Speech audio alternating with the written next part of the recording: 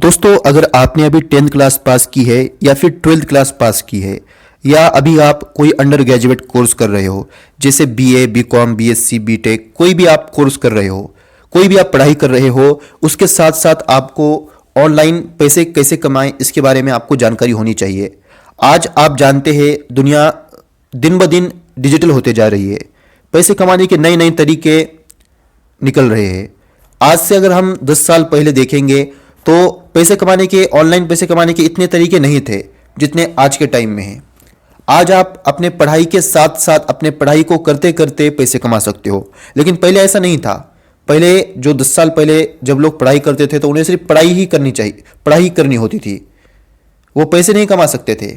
अगर वो पैसे कमाने के लिए अगर किसी शॉप पर काम करते तो उन्हें पढ़ाई छोड़ना पड़ती थी। लेकिन आप बहुत खुशकिस्मत हो कि आप बहुत लक्की हो कि आपको पैसे कमाने का मौका, ऑनलाइन पैसे कमाने का मौका, अपने मोबाइल से पैसे कमाने का मौका मिल रहा है आज के टाइम में, और वो भी अपनी पढ़ाई को करते करते।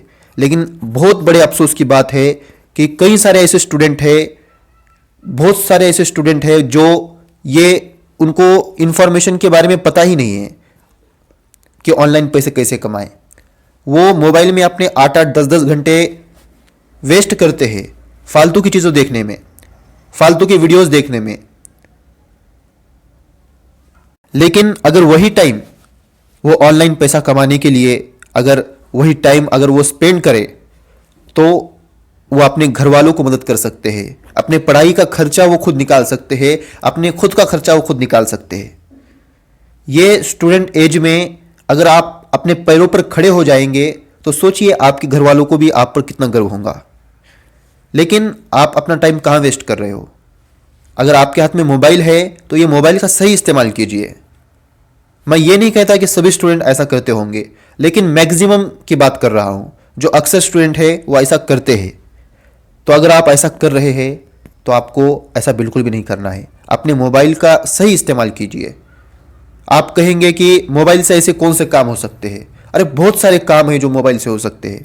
पहले नहीं होते थे मोबाइल में इतने काम, लेकिन अब नए नए मोबाइल में फीचर्स ऐड होते जा रहे हैं। टेक्नोलॉजी की मदद से वो कंप्यूटर के, लैपटॉप के सारे काम जो सिर्फ कंप्यूटर में हो सकते थे, लैपटॉप में हो सकते थे, अब वो आपके मोबाइल में हो गए 99%। मैं 1% इसलिए छोड़ रहा हूं क्योंकि कुछ काम होते हैं जो सिर्फ लैपटॉप या कंप्यूटर में हो सकते हैं, मोबाइल में नहीं हो सकते, क्योंकि मोबाइल की स्क्रीन, उसका फॉन्ट, ये साइज की वजह से वो 1% को मैं बाजू में रख रहा हूं। लेकिन 99.9% भी कहा जाए तो गलत नहीं होगा, वो सारे काम आपके मोबाइल में होते हैं। लेकिन आपको उसका सही इस्तेमाल करना आना चाहिए। आपको वो इंफॉर्मेशन लेनी आनी चाहिए। आप फालतू की चीज़ें सर्च करते हो, फालतू की चीज़ें देखते हो, क्या फ़ायदा? बस आपको उसी टाइम पर उसको मज़ा आता है, बाद में वो चीज़ आपको ना फ़ायदा पहुंचाती है ना नुकसान पहुंचाती है। बस आपका टाइम वेस्ट होता है, और सबसे कीमती ही हमारा टाइम होता है। अगर उसी को हम सही तरीके में, सही चीज़ में अगर हम उसको स्पेंड करेंगे तो यकीनन हमें आगे चलकर उसका बहुत फ़ायदा होगा।